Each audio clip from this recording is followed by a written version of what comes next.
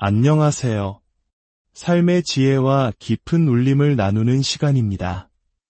오늘 우리가 함께 나눌 이야기는 인간의 가장 근원적인 갈망, 바로 찾는다는 행위에 대한 깊은 성찰입니다.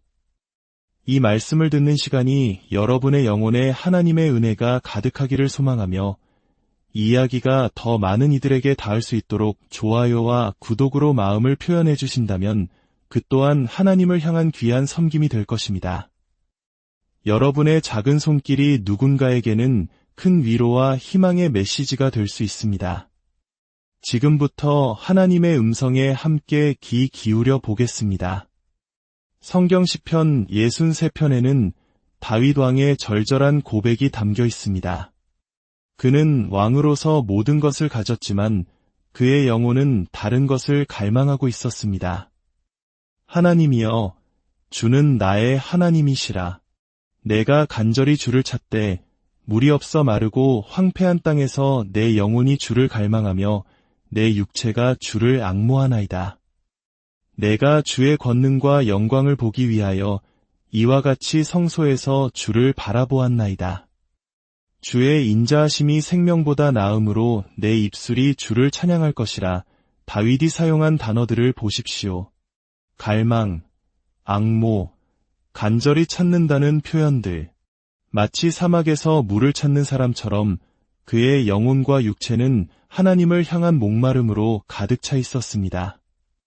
오늘 여러분과 하나님의 관계는 어떻습니까? 여러분의 영혼도 이처럼 하나님을 간절히 찾고 있습니까? 오늘의 핵심 단어는 바로 찾는다입니다. 성경에는 이 찾는다는 단어가 300번 이상 등장합니다.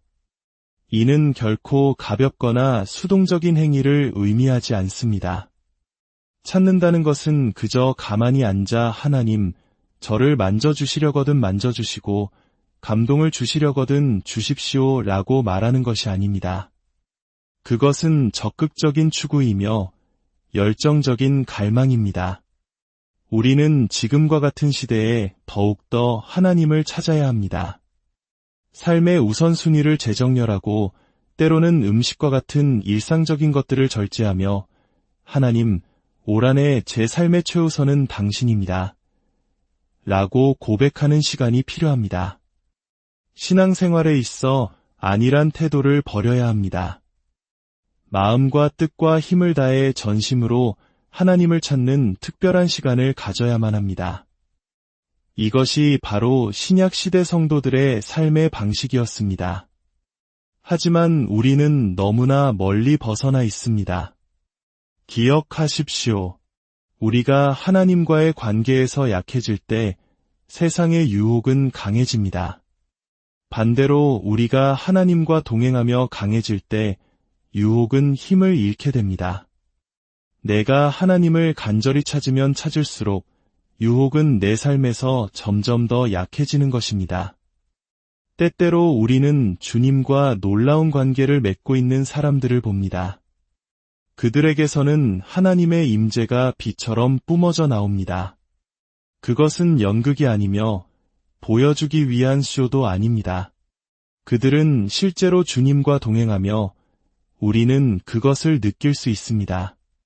그들은 삶의 어려움 속에서도 승리하는 영을 가지고 있습니다.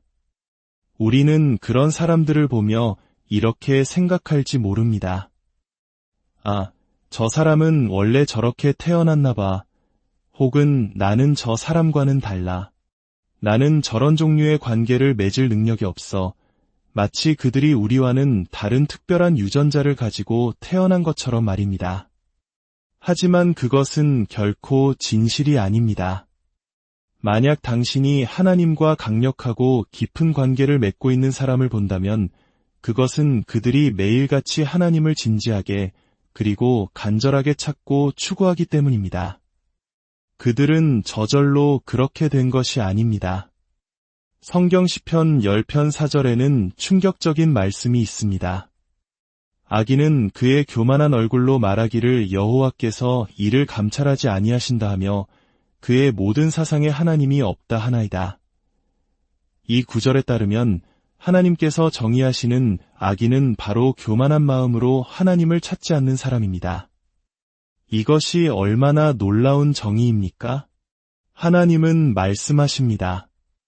나를 무시하는 사람들, 나를 위해 시간을 내지 않는 사람들, 나를 적극적으로 추구하려는 어떤 노력도 하지 않는 사람들, 그들이 바로 내가 정의하는 악인이다.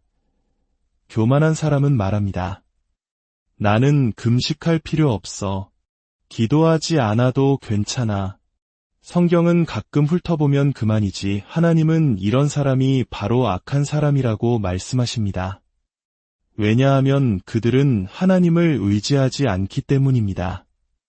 하나님을 찾지 않을 때 나타나는 가장 분명한 증거는 무엇일까요? 삶의 문제가 닥쳤을 때 하나님이 생각의 목록에서 가장 마지막 순위로 밀려난다는 것입니다.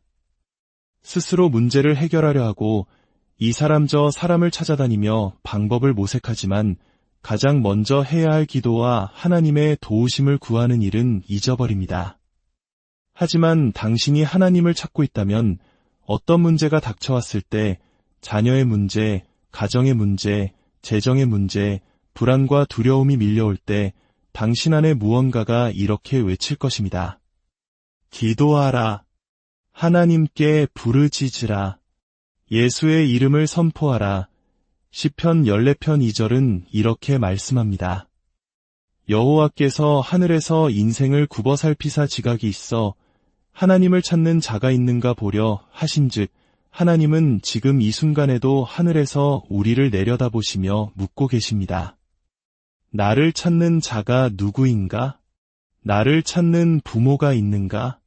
자신의 삶을 향한 나의 계획을 알기 위해 나를 찾는 청년이 있는가? 나를 찾는 사업가, 정치인, 의사, 법률가가 있는가? 하나님은 당신을 찾고 계십니다.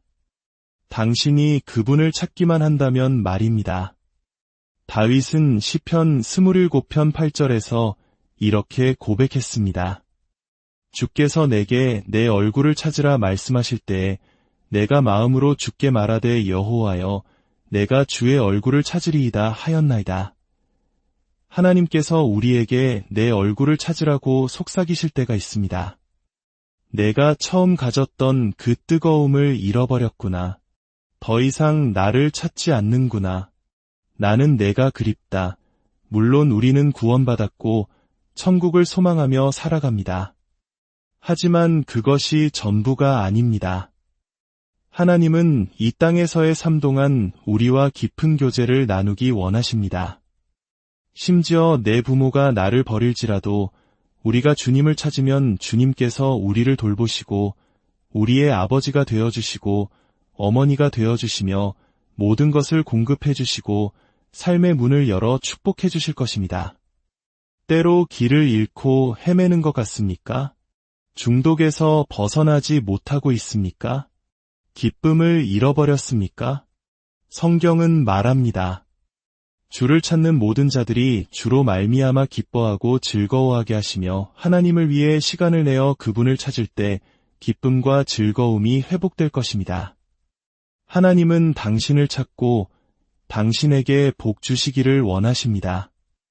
예레미야서 29장 11절은 우리에게 놀라운 희망을 줍니다. 여호와의 말씀이니라. 너희를 향한 나의 생각을 내가 아나니 평안이여 재앙이 아니니라. 너희에게 미래와 희망을 주는 것이니라. 하나님은 우리를 향해 재앙이나 파멸을 계획하시는 분이 아닙니다. 그분은 우리에게 평안과 미래와 희망을 주시기 원합니다. 그러나 이 놀라운 약속에는 조건이 있습니다. 바로 다음 구절이 그 열쇠입니다. 너희가 내게 부르짖으며 내게 와서 기도하면 내가 너희들의 기도를 들을 것이요 너희가 온 마음으로 나를 구하면 나를 찾을 것이요 나를 만나리라. 하나님께서 당신의 삶을 위해 예비하신 그 위대한 계획, 그 희망 가득한 미래는 당신이 온 마음을 다해 하나님을 찾고 구할 때 비로소 발견되는 것입니다. 구약성경 역대하에는 우리에게 아주 중요한 교훈을 주는 한 왕의 이야기가 나옵니다. 바로 우시야 왕입니다. 성경은 그에 대해 이렇게 증언합니다. 그가 여호와를 찾을 동안에는 하나님이 형통하게 하셨더라. 형통함이란 무엇이었을까요? 그가 하나님을 찾았을 때 하나님은 그가 적들을 물리치도록 도우셨습니다. 그는 심히 강성해졌습니다. 그는 성벽을 세우고 나라를 건설하기 시작했습니다. 그의 꿈과 비전이 현실이 되기 시작한 것입니다. 심지어 하나님은 그에게 뛰어난 기술자들을 보내주셔서 새로운 무기들을 발명하게 하셨고 그의 명성은 온 세상에 퍼져나갔습니다. 왜냐하면 하나님께서 그를 기이하게 도우셨기 때문입니다. 이것이 바로 하나님을 찾는 자에게 주시는 축복입니다. 당신이 주님을 찾는 동안 하나님은 당신의 삶을 형통하게 하실 것입니다. 기이하게 도우시고 은혜를 베푸시고 복을 주실 것입니다. 하지만 이야기에는 무서운 경고가 뒤따릅니다. 성경은 말합니다. 우시야는 그가 강성하여짐에 그의 마음이 교만하여 그가 너무 강해진 나머지 이제는 금식도 기도도 필요 없어. 성경 말씀도 하나님을 찾는 것도 더 이상 필요하지 않아 라고 생각하게 된 순간 모든 것이 무너지기 시작했습니다. 우리 인생에서 가장 위험한 시기는 바로 하나님께서 우리에게 복을 주셨을 때 우리가 그분을 찾는 것을 멈추는 바로 그 순간입니다. 하나님의 음성이 들려옵니다. 내 얼굴을 찾으라 새롭게 시작하는 마음으로 다시 한번 주님의 얼굴을 구하십시오. 이사야 선지자는 외쳤습니다. 너희는 너희를 떠낸 반석을 생각하라. 즉 당신이 어디에서부터 왔는지 그 시작점을 기억하라는 것입니다. 처음 하나님을 만났을 때의 그 신선함, 그 예민함, 그 갈망, 그 부드러운 영혼, 그 깨어진 마음으로 돌아가십시오. 하나님은 말씀하십니다. 다시 나를 찾으라. 나를 추구하라. 나를 쫓아오너라. 이제 잠시 함께 기도하는 시간을 갖겠습니다. 이 기도를 진심으로 함께 따라해 주십시오. 주 예수님, 저는 주님이 필요합니다. 주님께 부르짖습니다. 제 자신의 힘과 능력의 한계에 다다랐습니다. 주님의 도움이 필요합니다. 주님의 은혜와 사랑, 그리고 용서가 필요합니다. 주님, 오늘 제 모든 것을 주님께 내어드립니다. 제 삶, 제 가족, 제 미래, 제 실수들, 좋은 것과 나쁜 것 모두를 주님의 손에 맡깁니다. 저를 치유하시고 도와주시고 구원하여 주십시오. 예수님의 이름으로 기도합니다. 아멘. 또한 이 시간 육신의 질병으로 고통받는 모든 분들을 위해 기도합니다. 병원에 계신 분들, 사랑하는 이들의 아픔을 지켜보는 분들 위해 주님의 치유의 손길이 임하기를 선포합니다. 주님은 당신을 치료하시는 하나님이십니다.